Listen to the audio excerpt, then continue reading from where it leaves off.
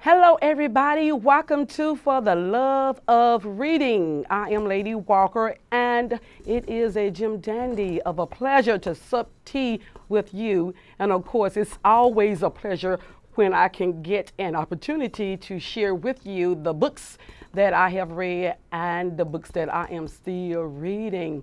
Now, during this episode of the For the Love of Reading, y'all, I was getting ready to say the Lady Walker Show, because many of you know by now that I do two shows, the Lady Walker Show and For the Love of Reading. And I was getting ready to go during this episode of the Lady Walker Show book. During this episode of For the Love of Reading, I am going to be sharing with you a book by Donna Watson, PhD, called 101 Simple Ways to Be Good to Yourself. 101 Simple Ways to Be Good to Yourself. Now, y'all know, many of us already know some ways on how we can be good to ourselves, but there are so many other ways, and some people don't really know how they can be good to themselves. So I am going to be sharing this book with you, and I got this book from the thrift store. Y'all know I have related to you many times, and I will continue to relate to you that I love shopping for books at the thrift store, and this particular thrift store is in Pearl, and it has a name, and when I go there, I look and I see the name, but for some reason I don't write the name down. So when I get before the camera and let you know where I got the books from, guess what? It's blank. I am blank. But nevertheless, I want to tell you about another book that I really want to read. And I heard about this lady on the TJMS, Tom Joyner morning show.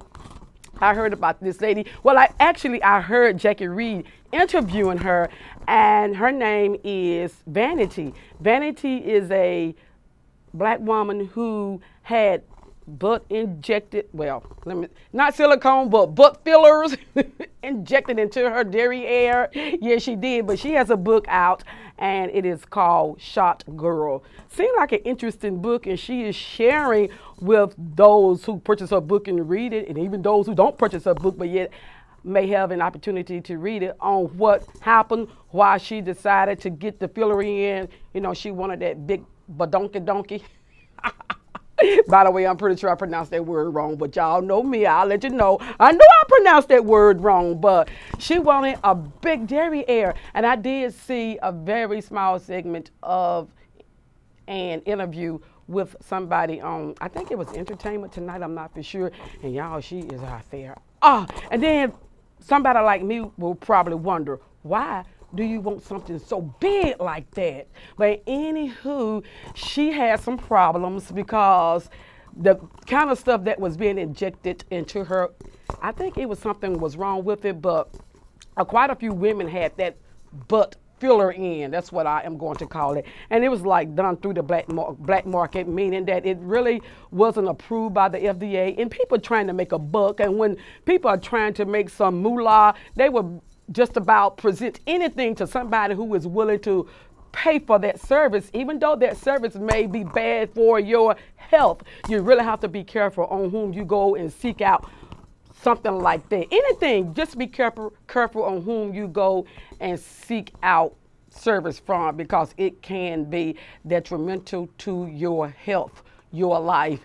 And from what I heard, at least from my research, a young lady died from that. She died from that. Anyway, going back to Vanity, the woman who wrote the book, she said that her derriere eventually became infected, and she felt like she was sitting on golf balls. She had to, sort of shift her side when she was sitting, and it just went on for quite some time. And she said that some doctors don't like having to go behind somebody from this standpoint and recorrect that because of their insurance license. You got to be really careful on what you allow to be injected into your body, because it's foreign object, and those things can really mess you up. And that is something, well, actually, that is a book that I really want to read, and I plan on reading that book. I plan on getting it. I may have to buy the book. I don't think they are going to have this book no time soon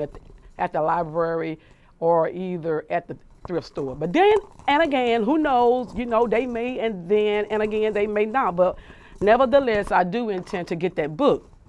Oh, by the way, y'all, these earrings, let me tell you about the earrings. You know, I share some of my jewelry with you, right? I share my wigs with you. I share everything. Well, maybe not everything. There are some things I don't want you to know, but you know, I don't mind sharing some things with you. Now, I made mention many times before, and y'all don't know, many times I am going to regurgitate some of the same subjects, okay? I'm going to regurgitate them over and over again. But because I really, really love these earrings, and I'm going to get to the book, okay? But I may get to the book during the second segment, okay? I will get to the book during the second segment. But during this first one, I just want to share just a few other things with you. But these earrings, they are gorgeous. Y'all know I love earrings that are big and bulky and hang down. Now, I decided not to wear a necklace with it because, you know, you don't always have to wear a necklace, especially with big earrings. But y'all, I have seen some people, now everybody or every woman is not into jewelry like I am. I understand I am not going to try to put what I like onto you. You do whatever floats your boat, okay? But I'm digressing. I did see, actually I do a lot of research, and I looked at some pictures of some celebs, and they were out and about, and they have on probably like a long dress, and I am talking about females. They have on a long, nice looking flowing dress. I guess some are casual, some are formal, and they have no jewelry whatsoever on. Then they will have their hair pulled back, and it's like, okay, you need some jewelry. But I know everybody isn't into jewelry. Some people don't wear jewelry for religious reason, and y'all know I have made mention of that on the Lady Walker Show about that. But some people, I guess they assume that it looks better with just the dress, so the attention can stay focused on the dress and not on the jewelry or the hair, just on the dress. But I'm like this here. If I have some nice jewelry on, whether it's big or whatever, I am going to bring attention to every doggone thing. But anywho, these earrings, they came from, I think it's Fashion Metro over at, well, maybe I shouldn't be giving you the name, but I like this store. I like it, but they don't come in clip-ons, and as always, you know, I have to convert pierced earrings to clip-ons because I have this keloid behind my ear. Shucks, I have that kind of skin. I'm believing God for deliverance, love. In the meantime, we are going to come back, and I am going to share with you some interesting information in this book, 101 Simple Ways to Be Good to Yourself by Donna Watson. We'll be right back.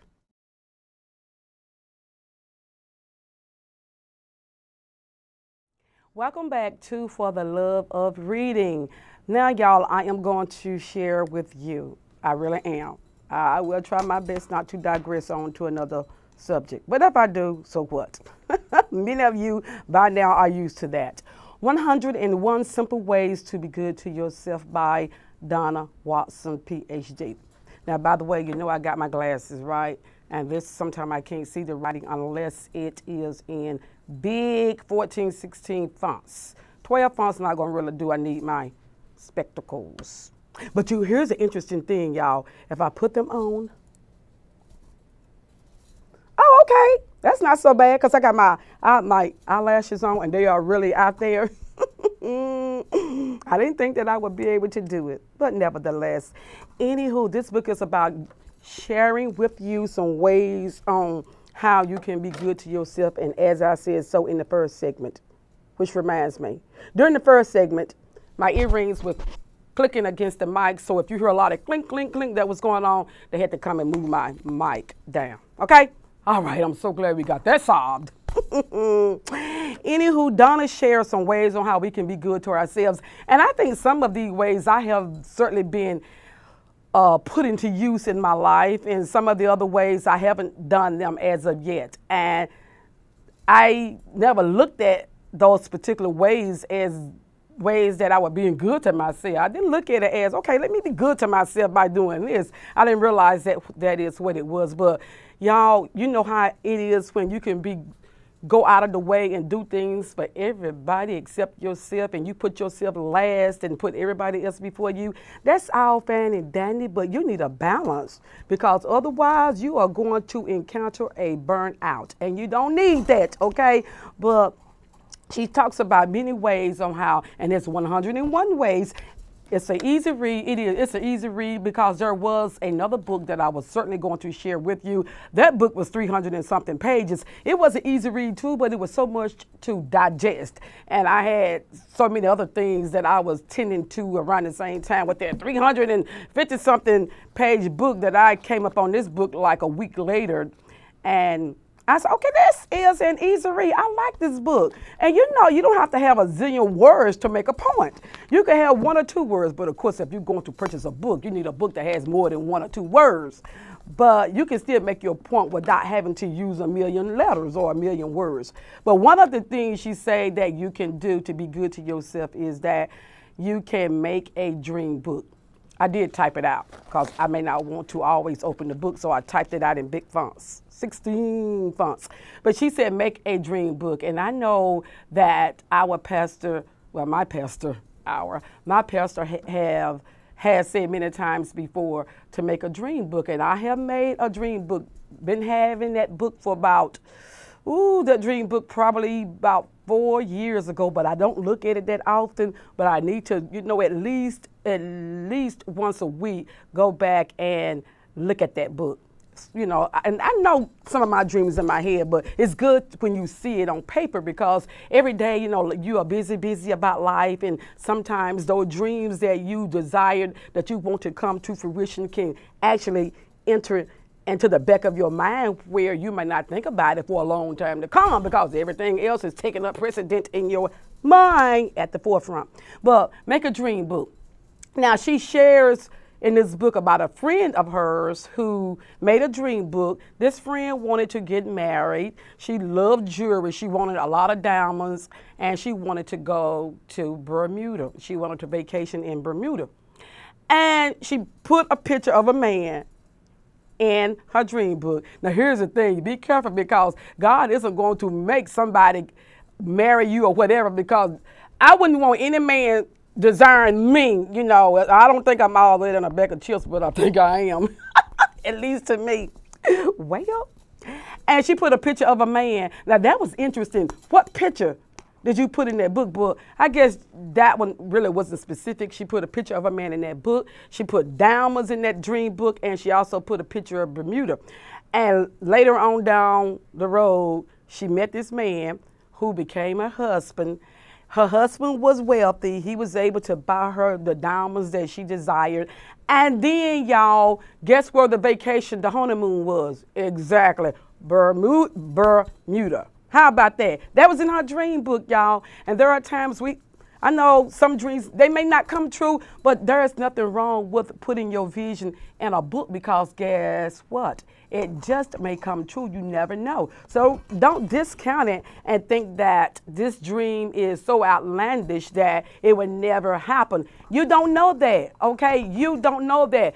Get your vision book out. Child, I got a vision book with a picture of a woman's stomach, and it's so flat. Okay. Okay, therefore I wouldn't have to wear these Spanx. I heard that. But I got a picture of that, and I got a picture of my dream home. I got a picture of money. And it's so many interesting things that I have. And one woman shared her vision book with me. She got a picture of an airplane. An airplane, y'all. Did you hear me? Exactly. But so put whatever your heart's desire in your vision book. Even if some of it doesn't come to fruition, at least you'll be able to have that desire and fantasize about it. And there is nothing wrong with that. So that's one of the things she say, one of the ways she says that you can be good to yourself is by making a dream book. Another way she said that you can be good to yourself is inner strength. Use your spiritual resources that are special to you. And I know for most people, one of their spiritual resources may be praying. prayer. I know I use that every day, and sometimes all throughout the day I'm praying. And it doesn't have to be, a long prayer. It just can be, God, I thank you. God, I thank you that you do yada, yada, yada. And y'all, I know God is not Santa Claus. Don't come with that junk. Okay, I don't want to hear it. I know he is not Santa Claus, but he is God. And God wants to give you the desires of your heart. Now, if it's illegal and if it's immoral, you can hang it up. He is not going to answer that. But draw on your spiritual resources. And for some people, meditation, studying, some people being able to share the word of God with people. Don't try to, push it down someone's throat. Don't do that. You don't want to turn somebody off to God, but you can share some of the good things that God is doing in your life. So use your inner strength. Another way that you can be good to yourself is smile. Smiling or laughter is contagious. Now, we have a lot of sourpuss around and about. And no matter what you do, how funny something may be, they may not laugh. And so, hey, don't take it personally, okay? In the meantime, don't take it personally that we got to take another break. We'll be right back.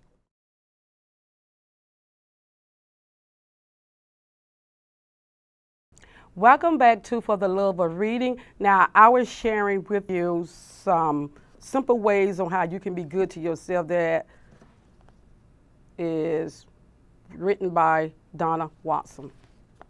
This book was written back in 1993, so I do not know if it is still in print. But I got to tell you, once again, it is a good book and easy to read. It wouldn't take you any time. And I know you can't see how the pages look because of the white and everything, but let's see if you can see it. Yeah, see how it looks? That's how it looks throughout the book. And each, I would call it nugget or whatever, each simple way, it would take you no more than probably a minute to read, a minute or two, depending on how much you want to meditate or ponder upon what was written in this book. Another way she said that you can be good to yourself, and as I said, some of the ways I am already incorporating into my life, and some I haven't as of yet, but I will give it a try. And of course, this book does not exhaust the many, many ways that you can be good to yourself. There are many ways. Sure, I may just write myself a book and share with you many, many ways that you can be good to yourself. But going back when she said smile, you can be good to yourself by smiling. And people may wonder, how is it that smiling can't... Child, let me tell you what I did, beloved. I made a DVD. Haven't got it out yet. And I may put it in the breaks. I don't know. I won't know until I start doing what I need to do. But I made a DVD, and it's a laughter DVD. And I laugh. And I laughed throughout the whole DVD, y'all. And there was something, and I mean, it was, I would say, it's genuine laughter. It's genuine because it wasn't like I was faking it. No, I was really laughing. I was laughing at a particular picture and some of the comments that was said about this particular picture.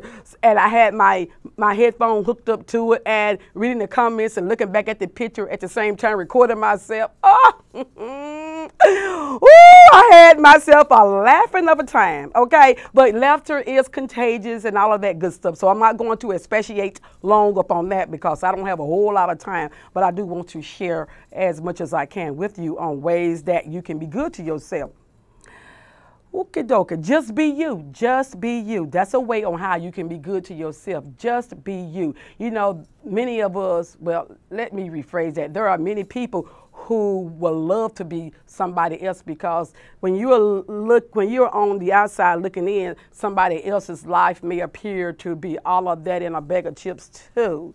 And you think that they have it going on financially, and they may have it going on financially, believe me. Some people think I got it going on financially, but, well, I'm calling those things that be not as though they were. Okay, so I'm not going to disagree with you on that one. If you want to think I got it going on financially, please be my guest. But some people would love to be other people. And I think I made mention many times, well, maybe once upon a time, that I used to be like that growing up. But child, when I got to be grown and realize my value, and I still every now and then have to put myself in check because I may find myself wondering, ooh, but I don't want to be anybody. I can be me better than I can be anybody else. Why? Because I know where I have been, I know where I want to go, and I know whose I am. So the bottom line about a way on how you can be good to yourself is simply just be you instead of wanting to be everybody else, because the people that you want to be, they have problems. No one is exempt from problems. Speaking of problems, she did talk about changing, well, what she and her husband did. They changed the way they looked at problems. They did not view them as problems. They viewed them as challenges. So it's sort of like the connotation of certain words can really hold you back, and then some can give you the momentum that you need to go forward. Okay, moving on. Sing a favorite song. Sing one of your favorite songs. Now, y'all, I got many songs, and I got one in my head, but I'm not going to sing it to you, not as of yet. Catch me on another show, and I'll do it. But sing a favorite songs. Even if you can't sing, you know I can't really sing, but I would try. It's the way you breathe, Lady Walker. I heard that. Now, if you know you can't sing, sing in the shower, sing around the house. No other people won't hear you. Of course, God will hear you, but He's A-okay. He knows what you can and can't do, okay? It's nothing new to Him. Another thing that she say that you can do to be good to yourself is to feel good clothes, because the way you look can have a direct effect on your attitude all day. I heard that, you know, when you look good, you feel good. Maybe not always, but when you look good, you feel good. I can sort of second that motion, sort of, because, child, if I am, depending on where I am going now, sometimes throughout the week, depending on where I'm going, I'm okay with just looking plain without makeup and without my wig. One guy saw me once upon a time. He said, oh, your hair. Child, this is my everyday wig. Oh, this is my everyday wig. See, I got a church wig, I got a studio wig, I got to go onto the store wig, and I got a wig when I go to families when we are having an event. Child, I'm not wearing one wig all the time, no, because even like everything else, a wig will wear out. And you got to take care of it just like you take care of your natural hair. But feel good clothes, some clothes make you feel good. Dress yourself up every now and then and just look like $1,000,000. Even if you don't have it is A-okay. Another thing she say that you can do to feel good about yourself is be responsible for you. You don't have to try to be responsible for the whole world. I think too often many of us want to take on the problems of the whole world. Stop that, y'all. Stop that right now. Okay, unless you want to be burdened down. But you don't have to be responsible for everybody. You are really responsible for you. The choices that you make in life, you are responsible for you. If you got small kids, you are responsible in the meantime for those small kids. You are responsible for helping them to grow up and develop into the way they should go. So parents, don't say, Lady Walker said that I was responsible for me. But boo, if you got small kids, you are responsible for those kids. So my thing in telling you this is just so that you won't have it in your head that you are responsible for the whole world. No, each person is responsible for his or herself. Another way that you can be good to yourself is to take a mini vacation. Mini, M-I-N-I, mini vacation. Sometimes people work. All they do, they work. They spend more time working than they spend time relaxing. Now, their work, this is where you draw the balance. I'm not saying that you should just take vacations all the time. You know, once again, it's the balance. Let's keep a balance, okay? Let's not spend a lot of time working or a lot of time playing and there is no balance, because then guess what? You're going to screw up somewhere along down the road. So sometimes you have to pull back every now and then and take a mini vacation. If you are a husband and a wife, a girlfriend, a boyfriend, and you haven't spent any quality time together, every now and then, if you can, take a weekend out of a month. And if you don't have the money, do a little picnic, just go walking in the woods, baby. Some things you can do without having to have a lot of moolah. In the meantime, we'll be right back.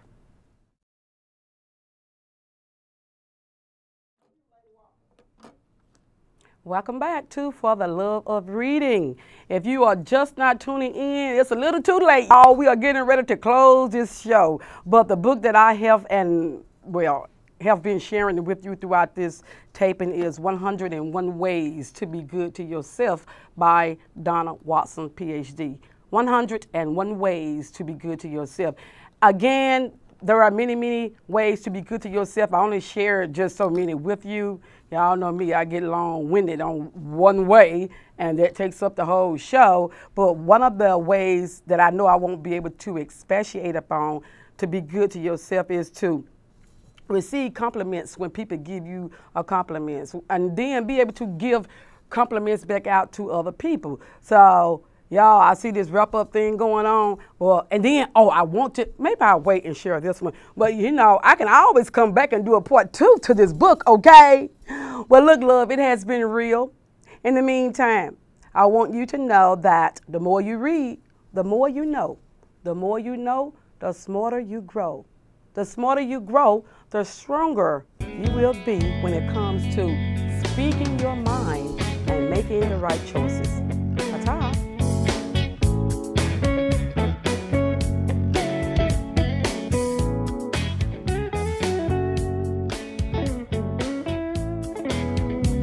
This has been a Royal Touch production.